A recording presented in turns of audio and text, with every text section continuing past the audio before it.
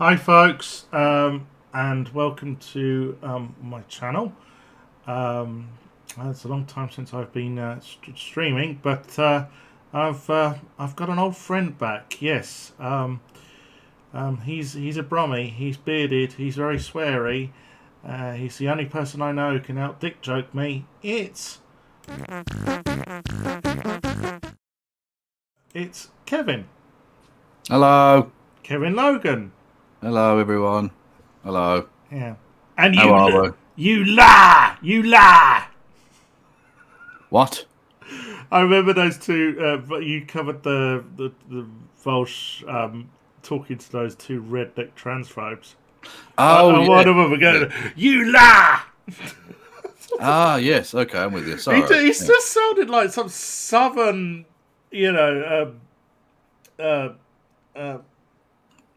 southern minister, evangelical minister, didn't he? You lie, boy! You lie!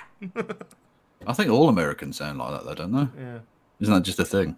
Anyway, hello there, everyone. This is Sophia. Everyone, can we get a shout out for Sophia in the chat? Oh, we already have. Michael, you're ahead of the game. Go and follow immediately. Yeah. Anyway, how have you been? I've been all right. I'm a bit hungover today. Well, tell us about you. Tell us your story. Well, I'm a mouthy South African Jewish disabled trans woman. That is succinct. Yes, and who used to stream more regularly on YouTube, but I've gone back to doing what I'm best at doing, which is writing. You can check out my blog at sophiacristinabotha.com. And I mainly write about LGBTQ issues, and there's been a lot going on recently. But let's get to the reason why I'm hungover, because I need to sound off about this. Yes, alcoholism. No, Celtic. Yeah, bag of shite. Yeah, for those who don't know, a bunch of fascists won a game of football the weekend. Which is not nice. Yeah. Celtic were defeated in their escapade to Castle Grayskull, otherwise known as Ibrox. There's another word I could use for it, but it would get you thrown off. It's against TOS. Well, you could call it Hitler's bunker. There's a word beginning with H and ending in Y, which we sometimes refer to Ibrox as. Oh yeah, no, don't do that. Don't do that. That one. Yes. Actually, did I don't know if I told. Oh no. Yeah. I don't think it happened before the last time we spoke. But I regularly appear on my fiance's stream. She's a gamer, right? And the most oppressed of all the minorities. Yeah, she's also trans. Anyways, so she thought it would be fun to play sensible soccer with the AI against the AI, Celtic and Rangers. And she was winding me up. She was going, "Oh, you're very quiet, Sophie. You're very quiet." I just let one rip. I'm not going to say what I said, but it is something you would hear on the Celtic terraces. You said that's a jolly good shot, old chap. I went. Yeah. Well, I went. I went. Smash the bleeping, or bleep, her scumbag Nazis. Yeah, I think that's fair enough. Yeah.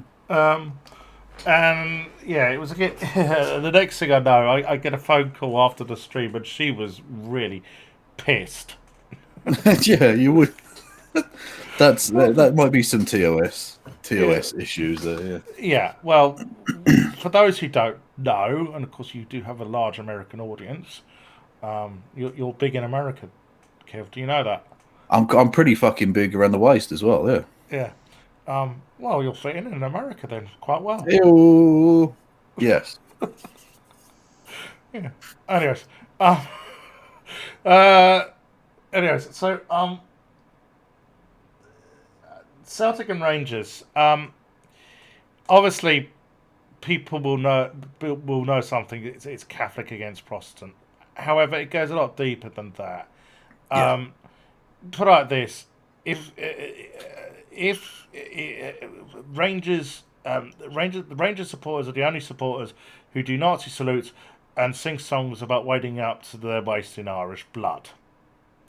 Yes. Yeah, and also, of course, there's the infamous song about the Irish potato famine, in which they implore those of Irish descent to go back to Ireland, which is they're lovely, lovely people.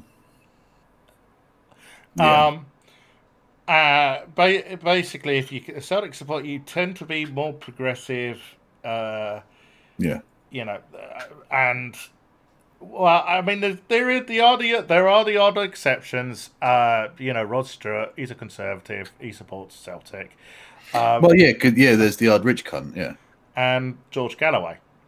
Yeah, who's now going to vote for the Conservatives? That's the strangest one, isn't it? He's weird because he was like a communist basically, and now he's going to vote Tory because he's against Scottish independence, which is that is odd. That is a very odd situation.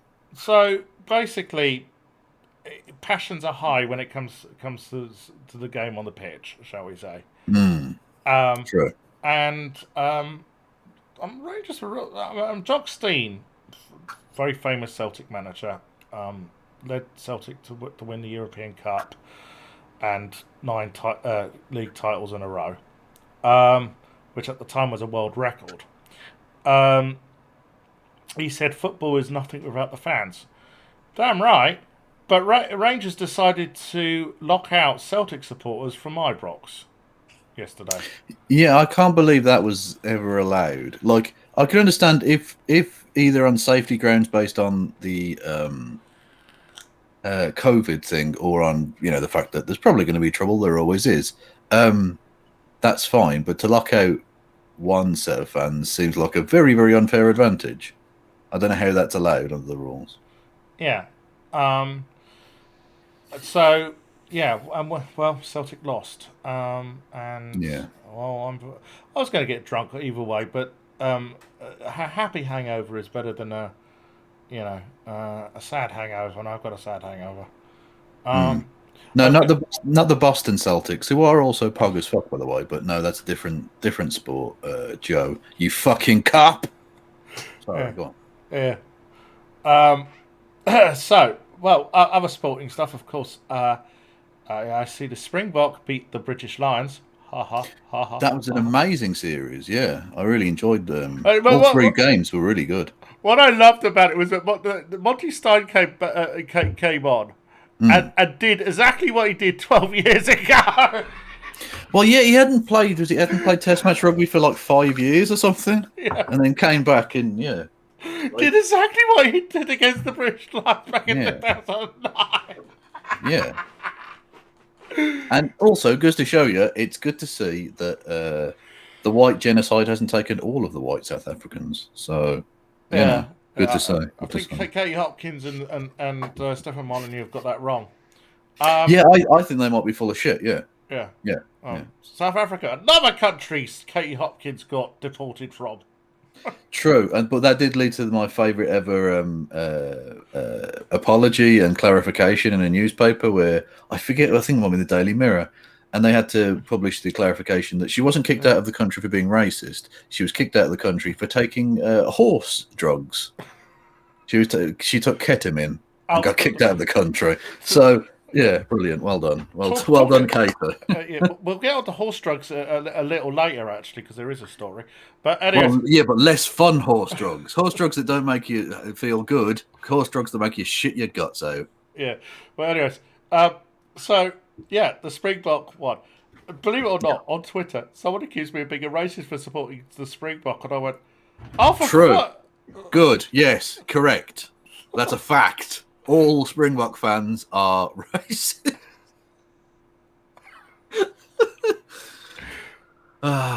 Anyway, I did point out that apartheid was dismantled, almost 30 years ago, and that I mean, okay, it's never. Maybe that's what they meant. You're racist against white people now.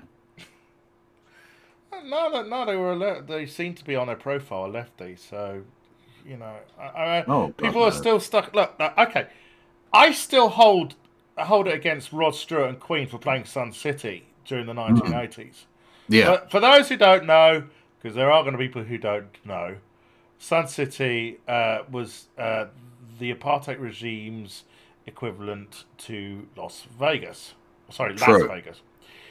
And they paid a lot of money for various stars to go play there, right? Yeah. Now, although I think the one caveat would be they did allow some mixed audiences, didn't they? Right. Yeah. Can I was going to explain the law because. That's fair enough. But I just wanted it's bad, but there are mitigating circumstances. There are some people who would go there and only play to mixed audiences, and that at least tempers the shittiness of it somewhat. You say mixed audience. Do you want me to tell you what the law was at the time? Go for it. Right, yeah, they were desegregated areas, but if white people didn't want black people around, the black people had to leave. Is that true? Oh, okay, I wasn't aware of that. I thought it was which is suspiciously similar to the law of another country has at the moment about its hospitals. Oh, yeah, where would that be? It's hospitals? I don't know what you're talking about. What? Well, there's this country at the edge of the Mediterranean, and if you're Israeli, right? Oh, right, okay.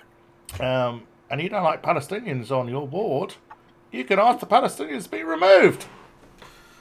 Yeah, I think that might be. What would you call that? A kind of apartheid? A kind of separateness. Yeah.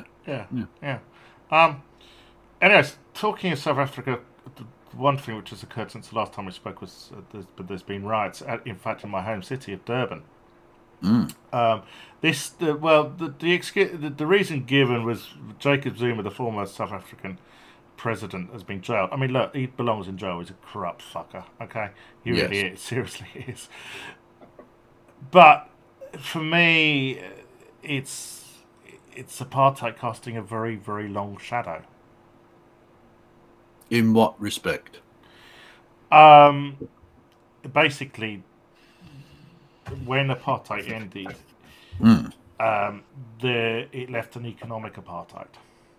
Very true, yes. South Africa has one of the worst wealth inequality gaps in the world. Yeah. Well, it's going to be, there are a number of factors that go into all of this, of course, like it's going to be difficult to overturn certainly 70 years or whatever of formal apartheid, and the kind of century before that where there was kind of a more informal distribution unfairly toward white folk. So it's going to be difficult to overturn that. But very little seems to have been done in terms of overturning that. However great Nelson Mandela was, he could only do so much, and the subsequent presidents haven't done much either in terms of that, have they?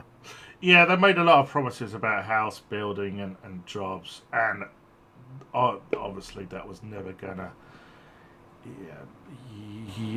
promises are going to get broken. They're not going to fulfill those promises.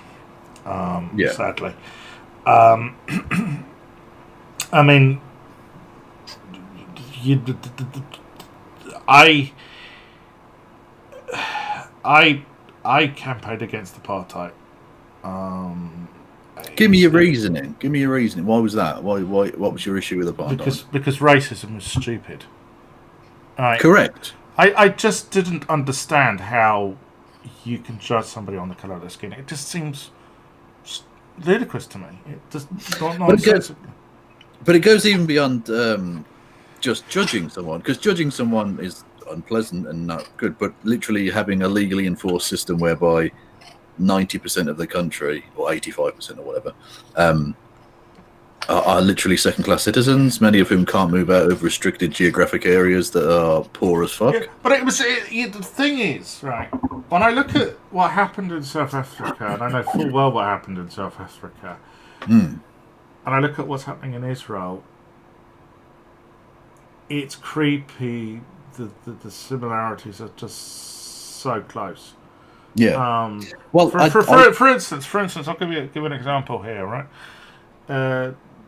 The government, there would be a black township, right?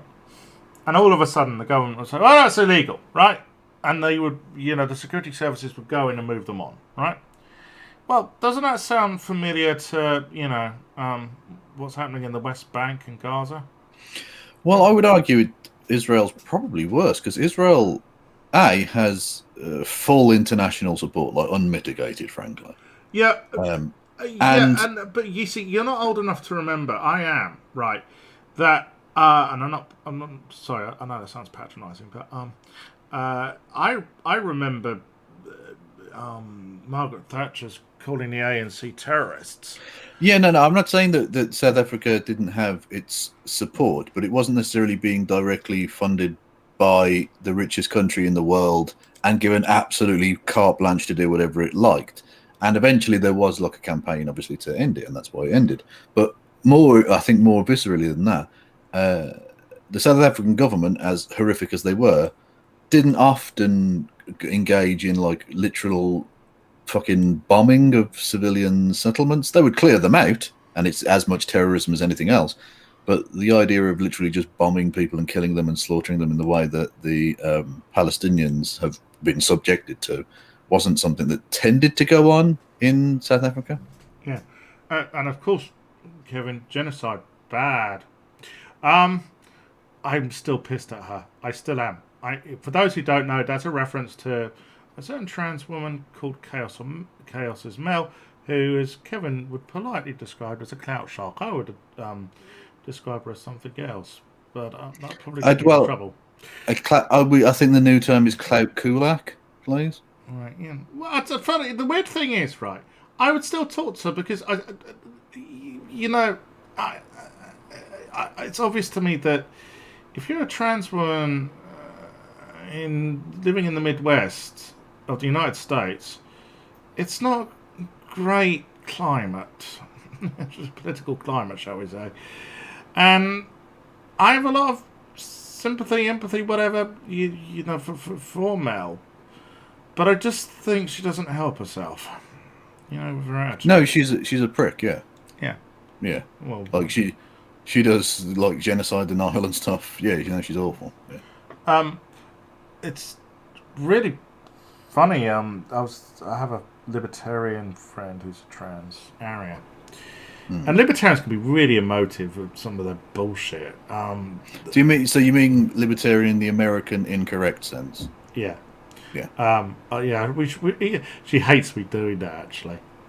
Of course they do, because it's the only success they've ever had is stealing a word. Well done. Well, I always go, well, libertarianism means something different here. And she goes, well, it means it's like, wherever it is. Yeah, no, it doesn't. Libertarian socialism, that's what proper libertarianism is. Yeah. Anyways, she, there was a group of libertarians who were asked to social distance in a park. And they started saying, oh, this is like this is like the Third Reich. This is like Nazi Germany. This is like the Holocaust. And I said to her, for fuck's sake, do you know how fucking offensive that is to someone like myself? And she wasn't among this, and she said, yeah, she agreed that it was over the top, and she said the only time she compared and makes any comparison to the Holocaust was what's happening in China. Yeah, I think that's similar. Certainly, the Uyghur genocide. Yeah, it is. It is a genocide. It's more controversial, perhaps a bit more edgy, to say this, but I think what's happening in Israel is also similar. It's not the same. It's not exactly the same. It's not the industrialized process necessarily, but it's obviously an ethno-nationalist genocide. Well, what's happening in Israel is ethnic cleansing. Yeah. Yeah, absolutely. But I don't know if I should say it. Someone who was Jewish actually said this to me. Okay. They said what Netanyahu was doing. He said was because you know that the International Holocaust Memorial Alliance. Sorry, I forgot. The definition of anti-Semitism, which has been adopted now, right, says that you can't make comparisons between Israeli government policy and the Nazis. Yeah. Well, what Netanyahu was doing was very reminiscent of Lebensbrand. Yeah, no, that's precisely what it is. Yeah, it's the removal of an ethnic group. Now, to be fair, I think the Israeli government would be perfectly happy if all Palestinians just left. They'd prefer probably not to kill them because it's awkward, but they don't care to do so if they won't leave, which people don't. There were lots of Jewish people in Europe who didn't leave, even though they knew potentially what might happen. And even when the Holocaust had started, people don't want to leave. They shouldn't have to, of course. No. And the same is true of Palestinians. No one's going to leave. So you're going to have to kill them. And the Israeli government are doing so. That is a genocide. Yeah. Yes, Mel, that is a genocide. Anyways, fuck her. Let's move on. Well, actually, no. That's the wrong phrase. I don't want to fuck her. Whatever. Let's just move on. The Paralympics.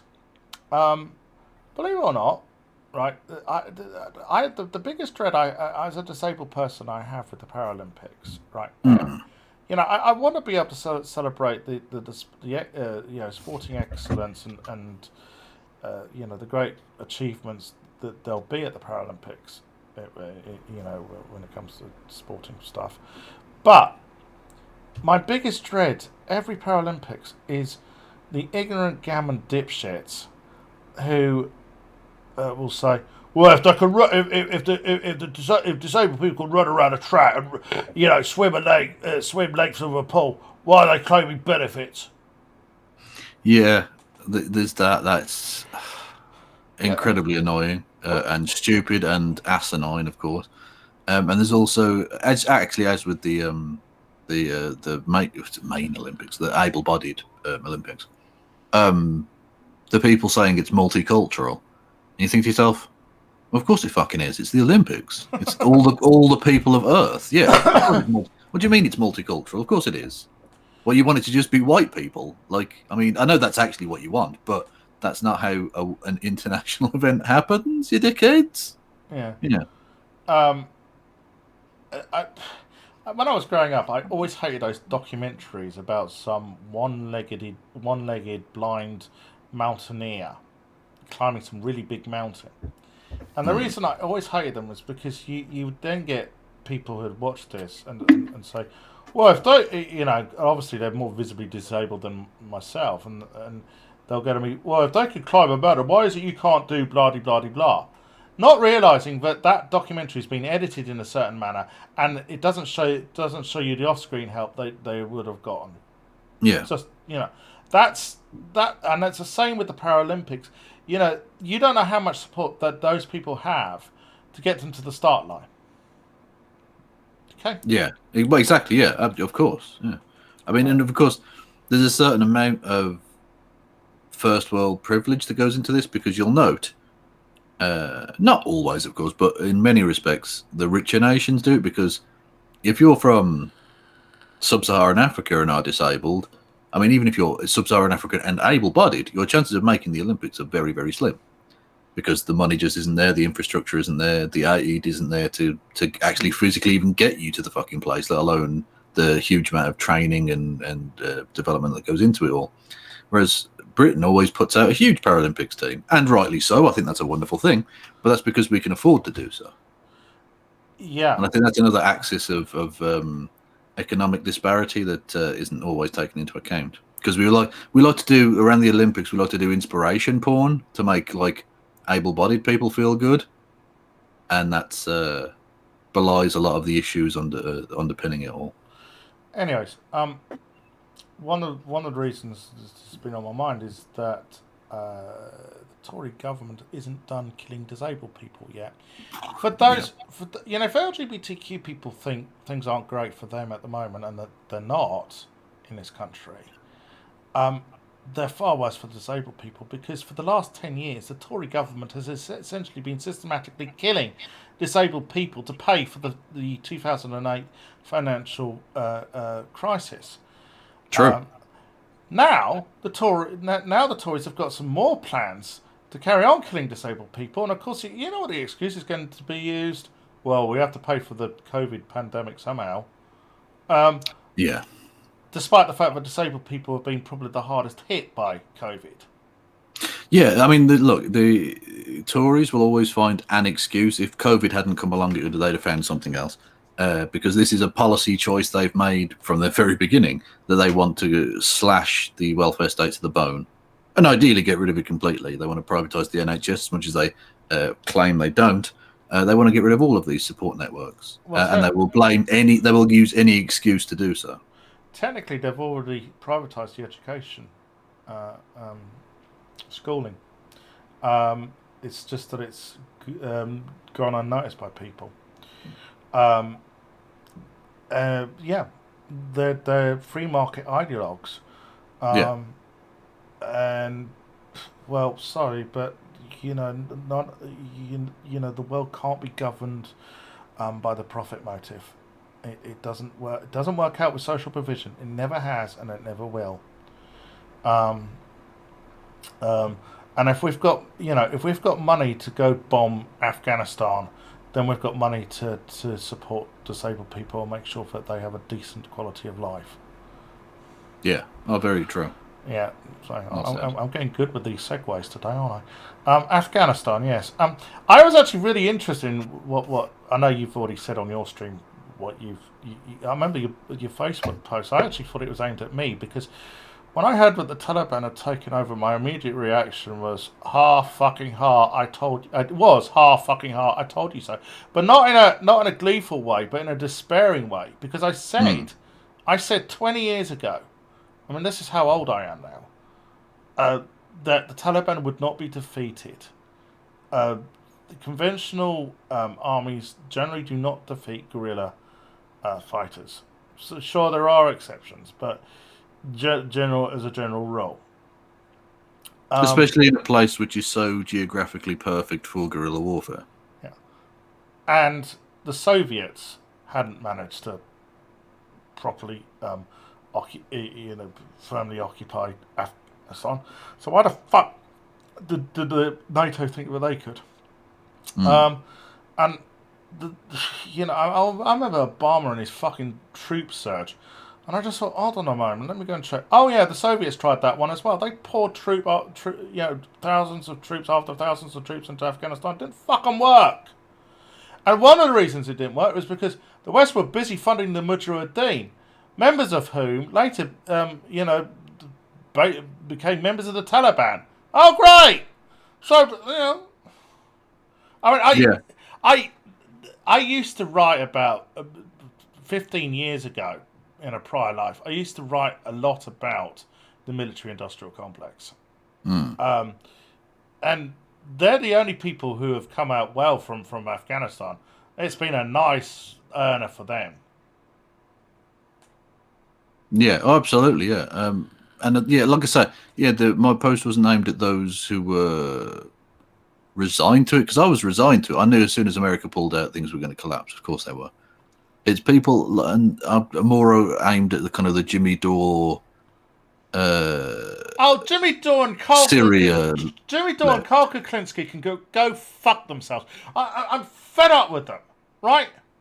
I am sick and tired of them because essentially, right? They'll shit on they'll shit on the left, and as a consequence, who ends up worse?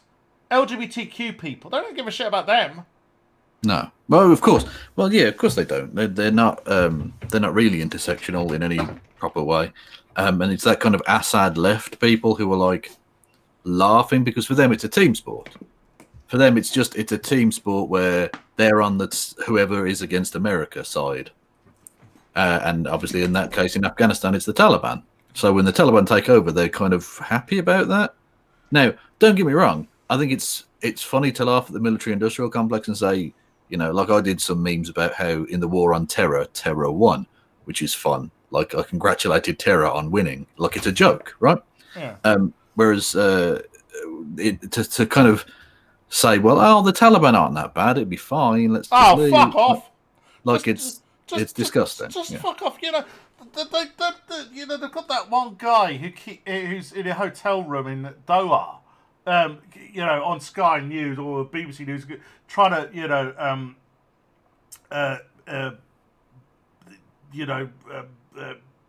stop people fear mongering about the Taliban. Trying to spin. You know, oh no, the Taliban aren't going to be that bad. Yeah, we respect women's rights. No, you fucking don't, because the villages and towns they've already taken over. They've been marrying off fucking 12-year-olds, aren't they?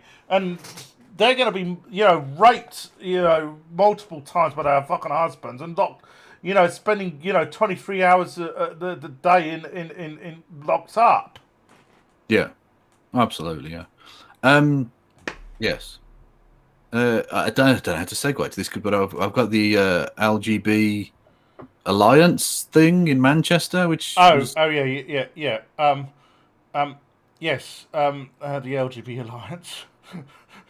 Yes. Yeah. Well, firstly, just on a tangential note, I found out today, completely accidentally, or unintentionally, I should say, that the word TERF is banned from Twitch titles. Because you'll notice, for those who are on my Twitch, you'll notice that the title of the stream is Talking Stonewall /T *RF Drama. The reason I had to put the asterisk in place of the E in the word TERF, and trans stuff and Paralympics with Sophia Christina both is the full title. Anyway, the reason I had to put the E, take the E out and put an asterisk there, is because it's one of the banned words by Twitch. You can't use the word TERF. TERFs complain about TERF being a smear. Well, they're the ones who coined the fucking term. They were. They were the people who coined the term trans radical exclusionary feminist back in the day. Yeah.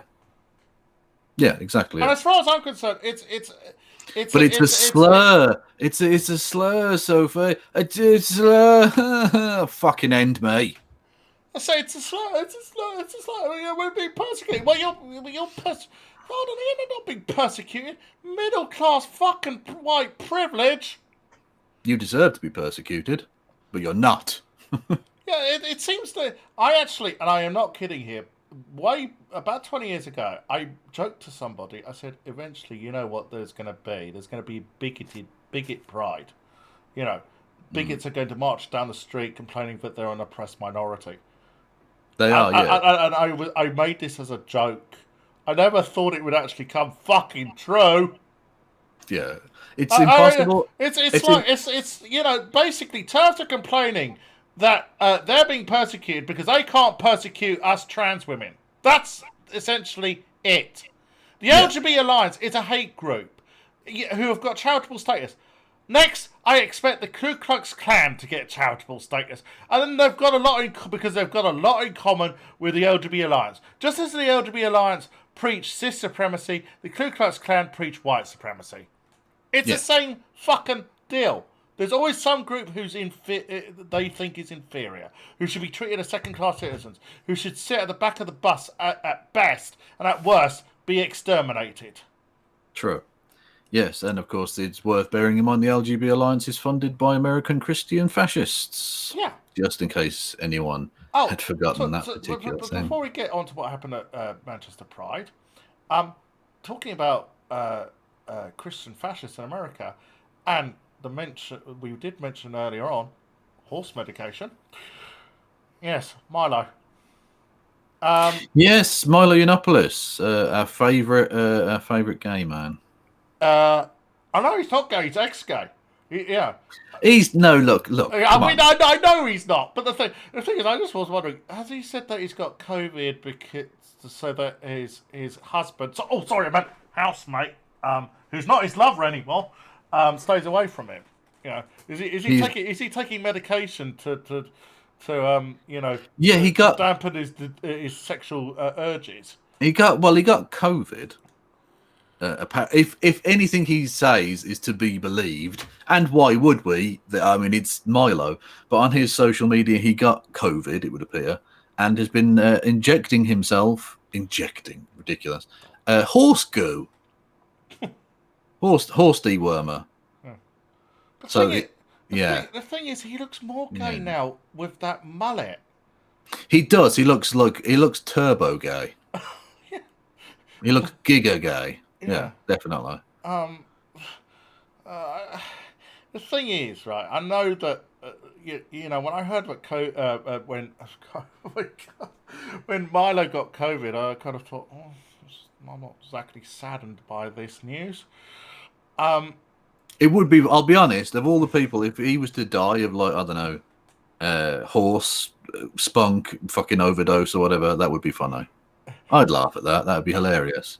But the thing is, he wants us to hate him. That's the whole thing. He wants. Absolutely. Yeah. He thrives on that. True, but he went too far with it, to be honest. And it kind of bit him in the ass because then on the way down, no one wanted to help him at all. And can alienated everyone. Can I just say to Bill Maher, fuck you for giving him a platform?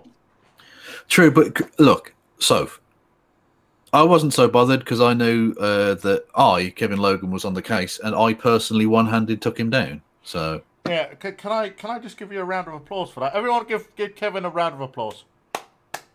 I didn't. It wasn't single-handed, but I was a very, very small part of it, and I'm very like many men. I'm very proud of my small part.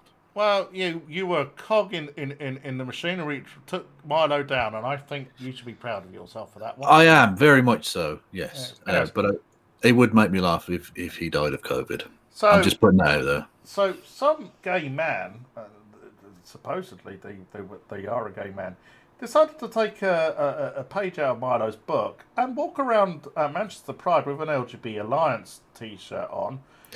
True. To which the response was people chanting "Trans Lives Matter," and the police removed it. Now, obviously, the TERFs are now going, he was being harassed. No, he wasn't. These people were just chanting "Trans Lives Matter." You see, this is the other thing. The whole cancel culture bullshit. I mean, John Cleese, is complaining about cancel culture. Yeah, he's got a show. He's had a show commissioned on cancel culture. So there isn't a cancel culture if you get a show, Yeah.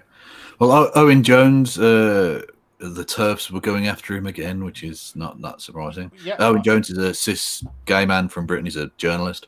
And he's a first-class trans ally, who I've met. Have I told you when I met him? No, when did you meet him? It was there was a Jeremy Corbyn rally back in the summer of 2015. Okay. When he first ran for the leadership. Yeah. And it was in Camden. And me and my friend Jackie went up. And in fact, Panorama are filming there, and you can see me. And weirdly, a year later, they filmed another edition of Panorama about Jeremy Corbyn at a rally in Brighton. And you can see me even more clearly in that one because I'm right at the opening scenes. Anyways, I was coming out of the rally, and I was coming around the corner, and all of a sudden I heard this, "Hello, Soph!" I looked around, it was Owen. He knew of me. And we had a chat, and everything. I sort of had met him previously at a Unite Against Fascism conference, but very very briefly, just said hello to him in passing. But we had a bit of a chat, had a photo taken with him. He's I went to another event which Paris Lee's hosted in Shoreditch, and he was there in support of trans people. He's always prepared to come out and support trans people. Yeah, good lad. Yeah, and he has taken an awful lot of shit from TERFs. Yeah, for doing that. Yeah, for those, sorry for those asking you, because obviously I've got Americans and stuff. Who are the LGBT Alliance? As you might be able to tell from the fact that they've taken the T off of LGBT, they are a transphobic hate group here in the UK who try and pass themselves off as we just support lesbian, gay, and bi people, and it isn't true. They're funded by American Christian fascists. It's really funny. I saw on someone's timeline today, they posted a photograph from 7 years ago. Which was when at the initial meeting Stonewall had with trans activists to say that they were going to take on advocating for trans people. I wasn't actually invited to that meeting, but I did get a private meeting with Stonewall CEO at the time, Ruth Hunt, a few weeks later. And I should explain some history to people here. After the Stonewall riots in 1969, which was instigated, by the way, by trans people, trans women, Jane County was there, a very well-known trans woman. When the civil rights movement started,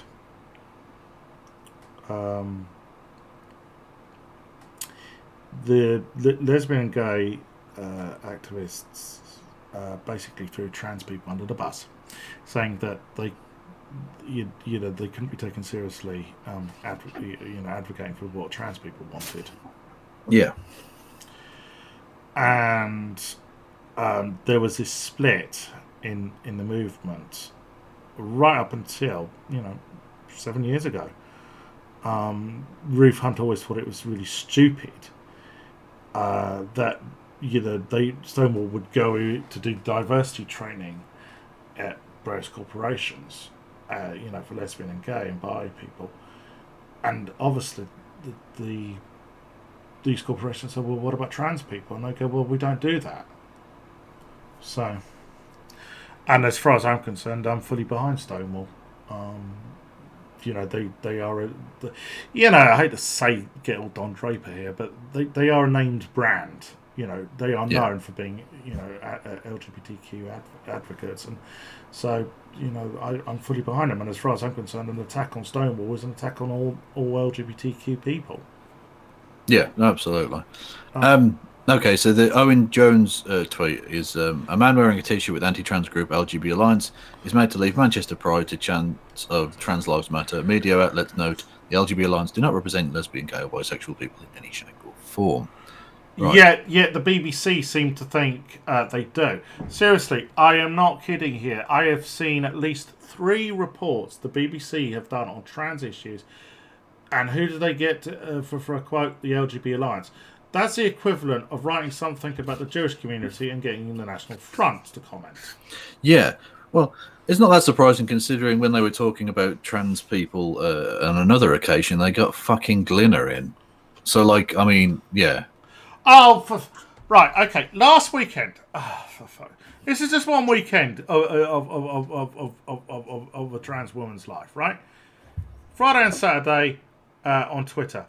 Hashtag I stand with Glinner was trending. Right? I don't know quite why, but then I saw a lot of TERFs warning that he's still banned from social media, various social media platforms such as Twitter. On Saturday in Edinburgh, a bunch of TERFs were forcefully removed from a pub by the police.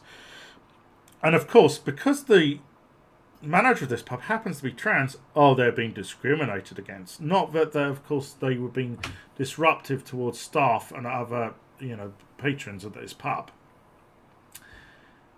And then we get the Police and Crimes Commissioner for Surrey, which is the county I live in, by the way, basically pushing this bullshit that, Stonewall are advocating a dangerous gender ideology. Let me guess, is it a conservative? Yep. What a fucking surprise. Radical. This whole bullshit about radical gender ideology, it kind of reminds me of... Radical! Well, no, about 25 years ago, when you used to have conservatives say, be mouthing off in opposition to gay and lesbian equality, they'd be saying, it will lead to juveniles and delinquents falling into the gay lifestyle. Yeah. It's exactly the same bullshit. Yeah. A funny one in chat, 255, who's a legend of the chat, says, I stand with Glinner. It's the only way I can close enough to push the fucker over. Disavow. That is violence, and violence is always bad. Always. The trouble is, though, that I was watching I Am Alan Partridge, the first series from the 90s. Yeah. And who turns up in it? Glinner. He does, yeah. He's in the, he's one of the two Irish writers who turn up, and then Partridge keeps going about Bloody Sunday. True. That's the series where the immortal line, Wings, the band the Beatles could have become. Yes. Oh, genius. Fucking genius. That's so Partridge. That's the most Partridge line ever. Yeah. Ever. What's your favourite ELO album? The best of ELO? Yeah, the greatest hits. Oh. Yeah.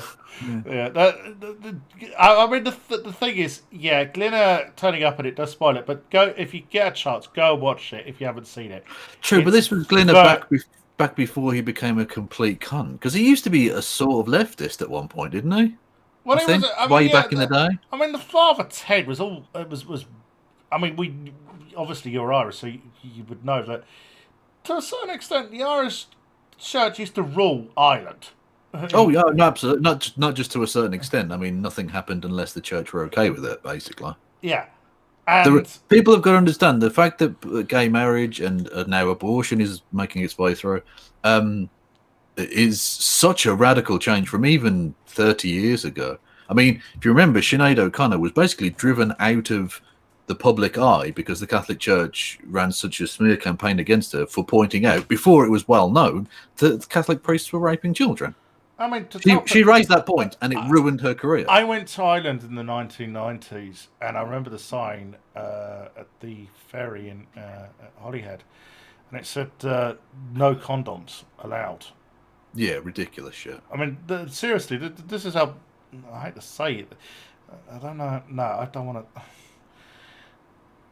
to. Shall we say socially backwards Ireland was back then? Yeah, no, it was, and economically pretty deprived as well. Yeah. Yeah, I mean, sure. I mean, I've drunk many pints in the Temple Bar district of Dublin, and So has everyone who's been to Dublin. Yeah.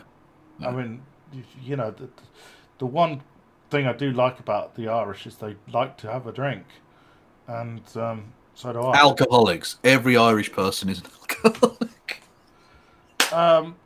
I can say that. My dad's an Irish alcoholic. Leave him alone. Yeah. He's not actually an alcoholic. No, you could get away with saying it, just as I could get away with saying that I still haven't been called up for my tour of duty on the Jewish space laser. True. Although, I mean, that's a matter of time, surely. How the fuck has Marjorie Taylor Greene not been arrested for literally saying that people should go and shoot healthcare workers giving out vaccines? Yeah. What a segue. Love it. I don't know. I can't answer that for you, so.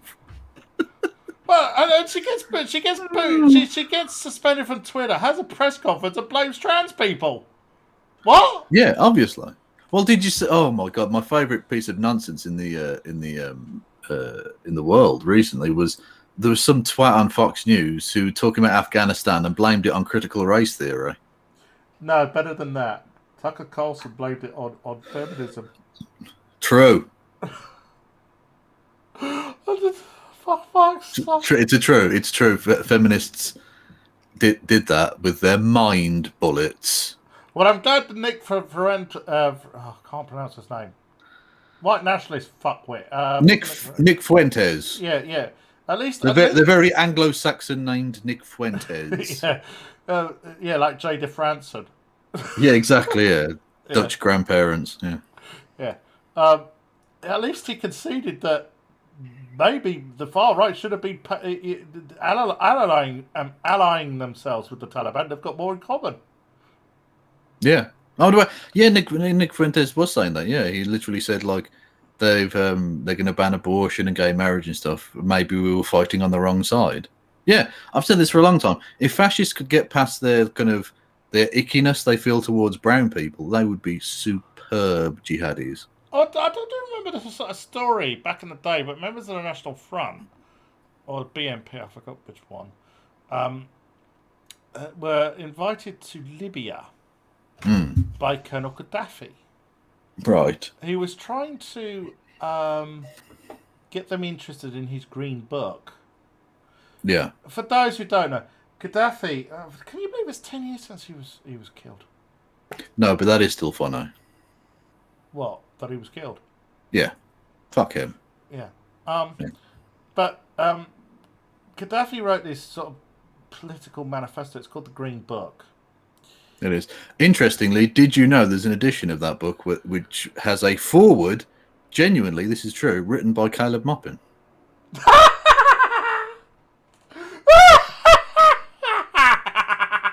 Genuinely true. I didn't know this. Someone pointed this out, and they gave me like the Amazon link, and there's literally an introduction to the book written by Caleb Moppin.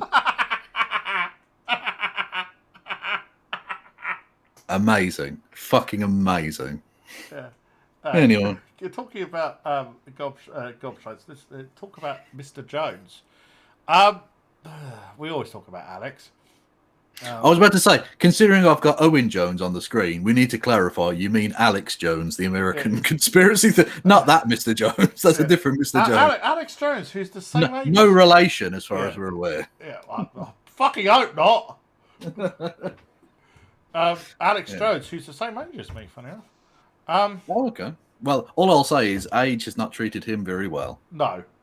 I mean, his head keeps getting bigger, but his beard keeps staying the same size. True. Also, everything about him, apart from his penis, gets bigger. Well, Have you seen him lately? He's like... I've done this joke before, but he looks like the bloated corpse of Alex Jones. Anyways, so he called Trump a dumbass publicly. The thing is, I wrote an article and I completely forgot that footage which Right Wing Watch had got hold of, where back in 2019 he was filmed saying he literally went, "I'm fucking sick of Trump." Yeah, so yeah. Well, this is the thing; they were always going to have to pivot because, I mean, it's not impossible. I suppose he could run the next election and maybe win. Who knows? But realistically speaking, he's done now, right? He's not going to be president anymore. You have to pivot away from that because Alex Jones has had a real tricky last 4 years because he's had to skirt the line of I'm anti-establishment because the establishment is full of demon Illuminati people, but also the current president of the United States is super awesome, which is like impossible. That's an impossible line to traverse. Yeah. So he needs to like distance himself from Trump now. Yeah. Well, it's not just that. Jones is a bit of a comedian. Political comedian. Yeah. He came into his show dressed as a frog. Yes. Yeah. Well, yeah. Well, yeah, that's because we're all taking the piss out of him. The water, the chemicals in the water are turning the frogs gay. Yeah. That's actually pretty good. That's not a bad impression at all. I'll be honest. My expectations were not high for that impression, and you exceeded them enormously. Well done, well done. Yeah, Christy Abbey loves my Alex Jones impression. I always wanted to rig up. This is a very British thing. Kevin will get this. I always wanted to rig it as his radio show because he's such a paranoid cunt. I was going to go, "Hey, Alex, they're behind you." I just wanted to see if he replied, "Oh no, they're not." Oh yes, they are. Anyway, No, 15, 20 years ago, he was posing as a libertarian. he was. Yeah, he was supporting Ron Paul. I always loved the way the Southerners used to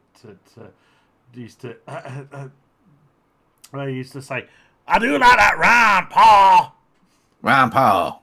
Right. Yeah. Who I once stood in a room with. Yeah. I was once on a radio show with his son as well.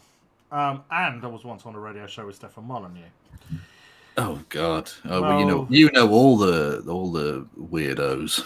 Yeah, I know, but I floated with libertarianism because I wasn't prepared to deal with my gender dysphoria. I know it sounds weird, that one, but that's the truth. Yeah, people act out weirdly when they've got psychological dissonance. Yeah. Milo. I like that. Yeah, he's now. What is the phrase he uses? Post sodomy. He's now no sodomy free or whatever the fuck he calls himself now. Like, what are you talking about? Look, although it's sort of funny in one respect because you know that he's like taking money from these like far right homophobic pieces of shit Christians in America and then going back and getting absolutely railed by his black husband. So that's sort of funny in a way. Like there's this kind of dark Schadenfreude to that for me. But I am actually. I mean, so Jones is now calling Trump a dumbass because Trump suggested that people should go and get the COVID shot. Yeah. Trump's fucked himself with that. His numbers are falling amongst the crazy. I actually saw the clip, and the crowd booed him. Yeah, you could hear they were booing him. Yeah, they did. Yeah, I covered it on my show. Yeah. But even before all that, it's obvious to me that there's no money in supporting Trump anymore, particularly as the crowds at his rallies are dwindling. Yeah, well, he's like I say, he's a busted flush now. He's yesterday's news. And so Jones, look, how do I say this? I used to know somebody called Angela Keaton who worked for antiwar.com, right? Right. And she knew Jones. And she warned me. She said, the only thing he's interested in is money. Yeah, absolutely. That's it. He's just in it for the money. Whereas, for Angela, speaking... I mean, look, my take on Waco is that, well, Koresh was a nutcase. But I do think that the ATF... reacted in the wrong way. So I think both sides are culpable. Yeah. And she supported the branch division. Well, members of the branch division cult, as you would expect a libertarian to do. Being all anti-government. And she said something about how they wanted to do something for them.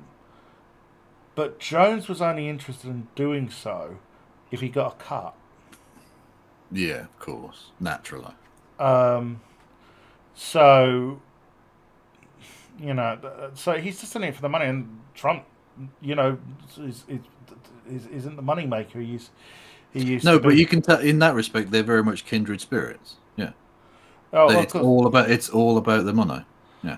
But what's more scary is Marjorie Taylor Greene is now said she might run for president. Oh yeah, but the thing is, she doesn't have a lot of support outside of the crazies. Now that'll get you some votes. You'll certainly win some electoral. Yeah, but the crazies are now the base of the GOP. No, but I mean, like Trump has a brand name because of because of The Apprentice and Trump buildings being everywhere. Marjorie Taylor Greene's like a fucking weirdo. No, Marjorie Taylor Greene. I mean, Trump's a weirdo too, but Marjorie Taylor Greene doesn't have that pull factor. So Yeah. she'll win tens of millions of votes. I've no doubt about that. If she were to get the nomination and so on, but I think any reasonable candidate up against her would win. Just put a sensible, boring prick in a suit up against her, and they'll win. Who was it? Michelle Bachmann from Minnesota. Yeah, she was in a sort of. For those with very short memories, she was. I forgot when she just retired from Congress, but she was a few years ago. Now, very. She was very much in the same mold as Marjorie Taylor Greene. Maybe not as lunatic and shit she said. I mean, certainly a lunatic. Whose husband ran an ex-gay ministry, despite the fact he looked very gay with his choice of shirts. I know some people, you're stereotyping gay men now. No, I'm not. I'm just, I like gay men. They're very some can be very colourful, very charming. Actually, I'll never forget, there's a guy on the one of the cookery channels, a guy called Guy Fieri. Yes. Is he gay? I didn't know he was gay. Right, okay. No, there's a story. Right, okay. So, he wears very loud Hawaiian shirts, right? And bleached hair, wears shades. You kind of think, a lot of people might think he's gay if they go by the stereotypes. Turns out he's a horrendous fucking homophobe. Is he? Oh, that's a shame. Yeah. He actually had a fight with his hairdresser at Los Angeles Airport. It was caught on camera. Fucking hell. That's just weird. Yeah. I just... Anyway, talking of gay men, Owen Jones. Should we actually play the video from Manchester? Yeah, go on. It's been on the screen for an hour. Sorry. No problem whatsoever. You when you go off, you're very entertaining. Trans lives matter! Trans lives matter! Trans lives matter! Trans lives matter! Trans lives matter! Trans lives matter! Trans lives matter! Trans lives matter! Trans lives matter! Trans lives matter! Keep walking, boy! Keep walking, boy!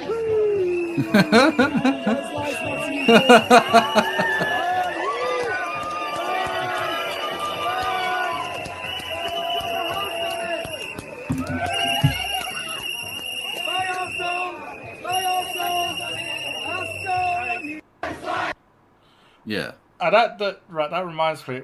Last time I was at Pride. Yeah. Now she's asked me not to mention her name publicly, but I have a trans friend who's a Tory, funny enough. But she does a lot of work for Pride, right? And I used to march with the group she organised. And she's a lovely person. I have to say, I've got a lot of time for her. We were having to be moved around our slots. Basically, when you go to Pride, there's like big slots for various groups, because it's a relatively big parade, and we were having to be moved around because there was a turf group around. Oh God! They did find us, right? They came past us and started shouting abuse, and my friend just literally ripped, "Why don't you just fuck off?" Very loudly. This is a Conservative, I'd add. Yeah. Yeah, I expect to see more of this bullshit. Yeah. A few years ago, Trans Pride, which is specifically for trans people, funny enough, it's called Trans Pride, Brian Trans Pride, specifically. We were marching. There's a march, and of course there's an event in a park, which is what you get with Pride. We were marching from the Marlborough pub down to the park in Hove, and not again. I clicked off the wrong screen. I got rid of you. What were you saying? I was talking about when I was at Trans Pride a few years ago. Right. We were on the march, and we were just coming around the corner onto Brighton's promenade, and there was a bunch Yeah. of TERFs, literally, just shouting abuse. Just like it was going to matter. I heard actually this bunch of TERFs had previously tried to get into the event. Right. I've mentioned Rosa Dawn to you before, but I don't know if I've ever talked to you about back in 2018. Sorry, can I just say, Sib Wolf, do we have a link confirming that? What? Someone said that the LGB Alliance guy, because they're claiming he was a gay man and he was being hounded out of, but apparently it turns out he isn't gay. Oh, well, there's a surprise. Anyway, sorry, yeah, you were saying? Well, Rosa Moron, true scum, bigot who likes to throw fellow trans women under the bus, because that's what they do. True scum bigots do. She was complaining about three years ago that at London Pride there was a bunch of TERFs who decided to lay down in front of the parade to hold it up. They were protesting trans inclusion. Yeah. And and Rosa Dawn was whined on about how Pink News didn't give these people a rightful platform. Yeah. Rose, they want to persecute you for being trans, and you want to give them a fucking platform. Now, I actually remember the particular fucking article, and I actually remember the complaint from the trans community, to Pink News about that article, was it was too fucking neutral. Yeah, there are some people who genuinely will happily skip onto the cattle carts going to the camps, it would appear. Yeah, but sorry, look, Rosa Dawn and Blair White have every right to stick their own heads in the oven if they want to, but not mine. Yeah. That's what we're talking about. You think when the LGBT, let's just say the LGBT Alliance got their way and Stonewall dropped advocating for trans people. Next they'll be saying we shouldn't. It'll be bi people. Seriously, next it'll be bi people, because some lesbian, particularly there are some lesbian and gay people in the past. I don't know about now. I haven't definitely not heard this bullshit for a long while, but I have heard it in the past from some lesbian and gays that bi people want the best of both worlds and are greedy. So they'll start picking on bi people. They'll find lesbian and gays to say that kind of bullshit, right? Just as and then it'll be gay men. Then it'll be lesbian. They just hate the LGBTQ community, and the LGBTQ community need to stand united against this bullshit. Really, seriously. Now, okay, the Tories haven't got any plans to roll back to LGBTQ equality and start persecuting LGBTQ people at the moment. But believe me, there are backbenchers who would gladly like them to do so. There are members of the Tory party, particularly in the grassroots, who would gladly like the Tory party to do so. And let's be honest, Boris Johnson, will do whatever, is going to make him popular with Conservatives. That's the danger with Boris Johnson. Yeah. And I know you have people like Paris Lee say, they want to leave the country. I actually know a few trans people who already have left the country. I can't leave the country, unfortunately. Well, I could go and live in Israel, but really, do I want to? No, thanks. I like this country. I've lived various places in the world. I like Britain, right? I want to live here. I am Brit. Okay, I come from South Africa. My family comes from South Africa, but I am Brit. I live in this country. I am British, right? Yet, every fucking day, if it's not being persecuted for being a Jew, it's being persecuted for being disabled. If it's not being persecuted for being disabled, it's being persecuted for being trans. And some days it's being persecuted for all fucking three.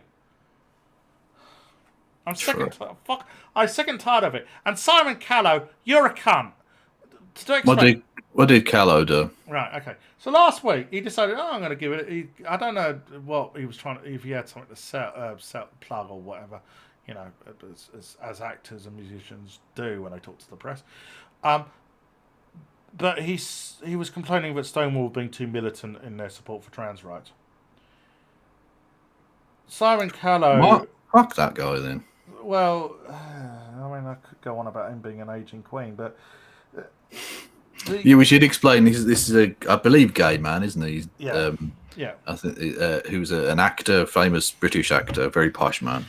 Yeah, but I mean, he's 72 years old, and I kind of thought, hold on a moment, Simon, you would know full well the kind of discriminatory bullshit which was chucked at gay men back in the day. Yet you're doing the same bullshit to trans people now. He's a rich old crusty white man. Like, this is what they do. Even the gay ones. Well, actually, that's not necessarily true, because you get people like Ian McKellen, who's very much, as far as I've seen, I don't know if there are any problematic issues that someone might want to bring up. The chat often does, so they'll correct me if I'm wrong. But he seems like a pretty decent guy. I'm unaware at the moment of anything Ian McKellen. Well, no, I've certainly seen him come out and support trans people, even though he's a cis dude. He's very gay, obviously, but he's a. It would be easy for a man in his position to take the callow approach, and he doesn't. He seems like a pretty good chap. Yeah, I just don't understand what possessed Callow to do so. Now, is his opinion important? Not in the great scheme of things, no. But it's annoying. That's the problem. Well, I have to fucking deal with it. Well, yeah, but it feeds into the same bullshit that like J.K. Rowling does, because you can always pull up, you know, the gay that supports your opinion, right? So J.K. Rowling can point to people like Callow and various of these other cis, often white gay men, and point to them and say, "Oh, look, they agree with me. See, they're discriminating against the gays now." Type deal. It's ridiculous. Well, yeah. Now, I was trying to mention something early on about the radical gender ideology. Well, first of all, right, I have been out for more than 10 years. I have been told I am a prominent trans activist by some other trans people. I don't see myself as that, but anyways, you'd think I would have heard whispers about this, you know, this nefarious radical gender ideology. No, quite the fucking opposite. I mean, I've been out. I came out successfully as trans more than 10 years ago. But I still get true scummy trans women telling me I'm not trans enough. Nor do I know any trans woman who wants to turn the whole world trans. So basically, all these people making out, including Blair White, can I just add, that we would like to turn the whole world trans, is utter fucking bullshit. Well, the only person I know who wants to turn the whole world trans is a cis man who's called Kevin Logan. Yeah, it's fucking happening, people. Embrace it. Yeah, well, you'd have to get rid of your dick, and you're quite attached to your dick. No, I'm gonna go no bottom surgery, I reckon. Are you? Yeah, fuck it. Why not? We're not doing transmedicalist nonsense. Oh god! Every time I've posted that meme on Twitter, Turf's getting a tizzy. I got a meme that says some trans women have penises. Get over it. True. Well, I'm still very fond of and again, disavow. Violence is always bad, but I'm quite fond of the piece of graffiti that I saw that said, was it, some women have dicks, some men have pussies, and some transphobe have no teeth. But disavow. Before I go, I wanted to ask your opinion about something. You probably actually don't know who this person is, but well, you might. You know Bill Hicks is, don't you? Yeah, fantastic comedian back in the day. Yeah, though some of his jokes have not aged well, I'm going to say. No, that is undoubtedly true. All the stuff about George Michael supposedly being gay, that has not aged well. Well, but maybe he knew something we didn't. Yeah, that's always possible. He was in the right circles to maybe know. So, for those who don't know, Bill Hicks was the kind of guy who came up with the gag about all these Christians wearing crosses. Do you think Jesus wants to see another crucifix? Yeah, exactly. That's kind of taking the piss out of him, isn't it? Yeah, and Yeah. also, have you noticed? It'd be like supporters of the the French monarchy going around with guillotines. Yeah. Like, yeah, no one. That's not cool. Well, What are you doing that for? the comparison he made was he said that's someone like wearing a gun pendant and going up to Jackie Onassis. Yeah, exactly. Yeah, true. True. No, I mean another one of his ones I like was. Have you noticed how Christians who believe in creationism look really unevolved? Oh, unevolved. Yeah, true. Again, yeah.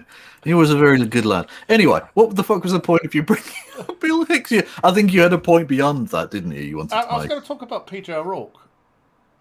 What? Okay. Okay. Yeah. It's completely out of left field, I know. Yeah. No, I was just going to say, because for those who don't know, PJ O'Rourke is a conservative. Yes. But he does make me laugh. I'm going to have to admit, he does make me laugh occasionally.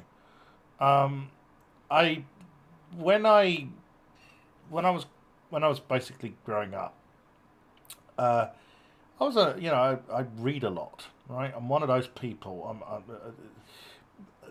When I was 11 years old, I got sent to a kids' home. I was put in care, and I remember I turned up the kids' home with a suitcase full of books, and they thought I was a Martian. Yeah.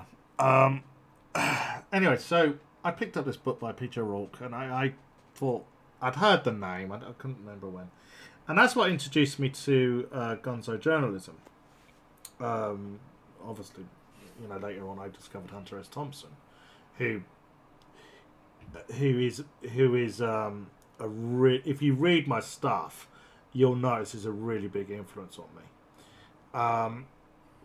He obviously famous for Fear and Loathing in Las Vegas, but his better book was Fear and Loathing on the Election Trail.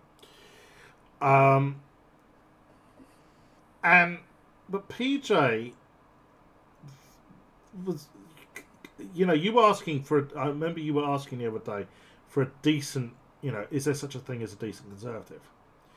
Mm. Well, PJ opposes Trump, and just basically makes fun of the political establishment. Yeah. So I would say somewhat. I don't always agree with what he says, but I think he's a half-deep conservative. Okay, you know what?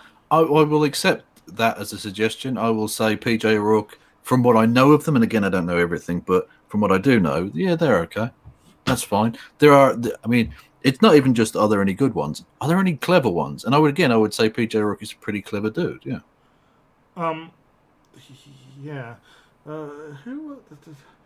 Oh, a kids' home is like often like a state run. Although I don't know particularly in Sophia's case, but a kids' home is like for various reasons, either health reasons or familial downfall reasons or whatever. Like if you're an orphan maybe or something like that, it's like a kid where you would go to be raised as essentially a ward of the state. Yeah. Yeah. And they're really unpleasant places. Yeah, apparently so. And once you turn 18, they just kick you the fuck out. That's what happened to me. Yep. Very unpleasant. And what was worse for me was I had been put into residential education for the disabled. It's boarding schools for people with special needs. Right. Really institutionalized kind of places. So I was like, when I got to about 18, I thought I had, I thought, you know how you are when you're a teenager, you're full of swagger, you think you know it all. No, I was, the first few years I had to live on my own. I struggled, and I'm surprised I'm here, but I did manage to get through. Yeah. Well, that's awesome, and I am. Well, firstly, I'm glad you're here, and I think we're all glad you're here. Well, one last thing, I'm going to mention this. A few weeks' time is the 30th anniversary, and I know you're probably going to think, what the fuck is this? What's special about this? It's the 30th anniversary of Nirvana releasing Nevermind. For people nowadays won't get this, but an album back then could change the world. And that album did change the world. It changed my life. This is what sent me on the road. to who I am now.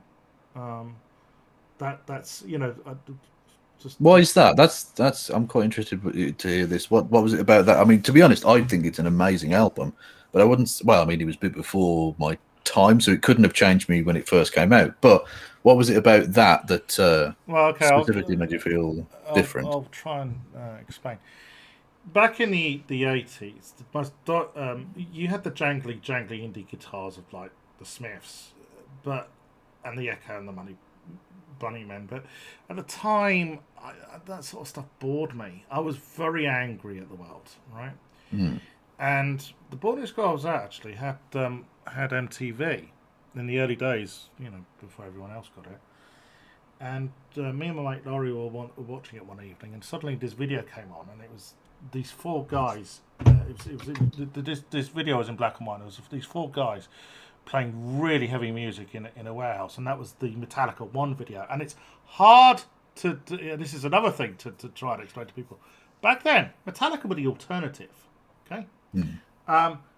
And this was like an alternate. This is the alternative heavy metal to all the glam rock, Poison and Motley Crue, which were basically guys wearing lipstick and wearing lace and singing about rocking and fucking on the Sunset Strip, which I just didn't relate to. Okay, it just seemed style over substance. Metallica definitely was very aggressive music, but the lyric content, it was kind of like, it was all about sci-fi stuff, or war and stuff. Which, yeah, okay, I don't have a problem with protest songs against war, but a lot of it just was, with heavy metal bands like Iron Maiden and whatever, similarly, and Judas Priest. It was just demons, dragons, shit I just didn't relate to, right? Anyways, moving a few years on, I had got into a lot. I basically was really disillusioned with music, even though I love music. I love people like Jimi Hendrix and the Beatles and stuff. And I'd stayed away from punk rock. This is the crucial thing. Sounds absolutely fucking stupid now. I'd stayed away from punk rock because punks had short hair, and I wanted to have long hair, right? This is why I was, in some ways, a metalhead, because it was an easy way to a lot of trans women go through this. It was an easy way to sort of cloak yourself, disguise, And then all of a sudden, Nirvana came along. Here's a bunch of people. Basically, Nirvana were a punk rock band, but with long hair, and that's what introduced me to punk rock. I mean, Nevermind was called Nevermind in homage to Nevermind the Bollocks. Oh, okay. And all obviously grunge here, and it was like, well, here's rock, which is influenced by punk. Oh, maybe I should go and listen to some punk rock. Maybe it's okay to listen to punk rock if you got long hair. Yeah, and it sounds ridiculous now.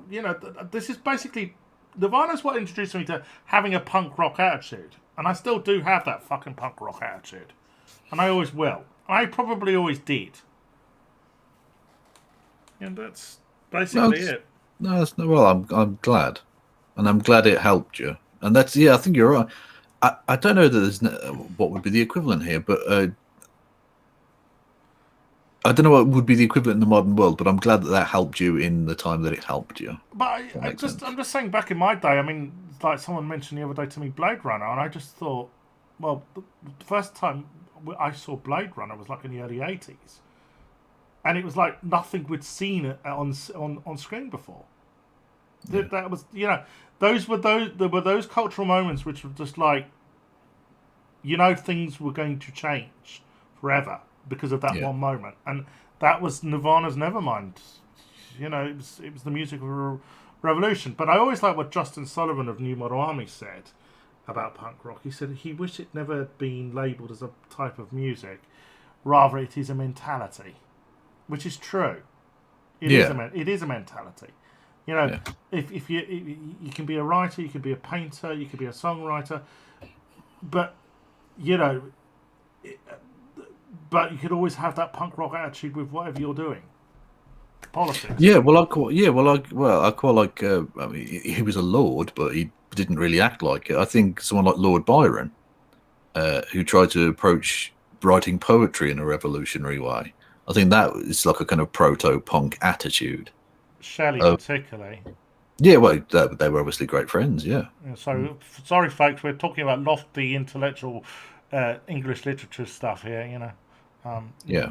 The new Although, romantics. saying Not that, the new romantics, the romantics. yeah, my favourite Lord Byron bit is not very highbrow, but is very funny. When Lord Castlereagh, who was the Tory foreign minister at the time, he committed suicide. And obviously Byron was very anti-Tory, fucking hated them. And so he wrote, as a fellow member of the House of Lords, he was entitled to go to the funeral because it was being held in Westminster Abbey. He's still buried in Westminster Abbey, Castlereagh.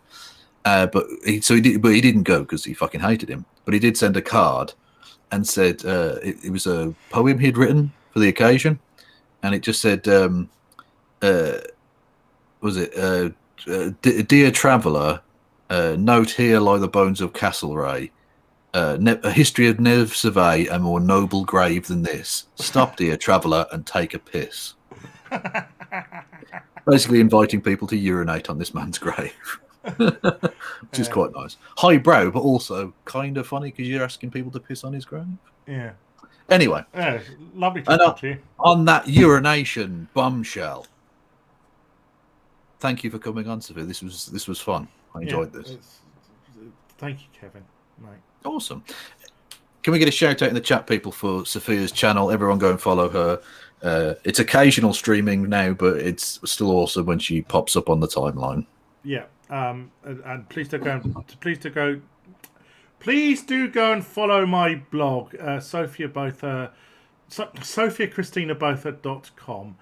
Yes. And I'm sure Wayward Historian will put a link in the chat for you. There's no fucking excuses, okay? Exactly. They're there in the chat. Go and follow those links. Awesome stuff. Anyways, take care of yourselves, and thanks, Kev. You too. All right. Take care, man. Bye-bye. Cheers, bye.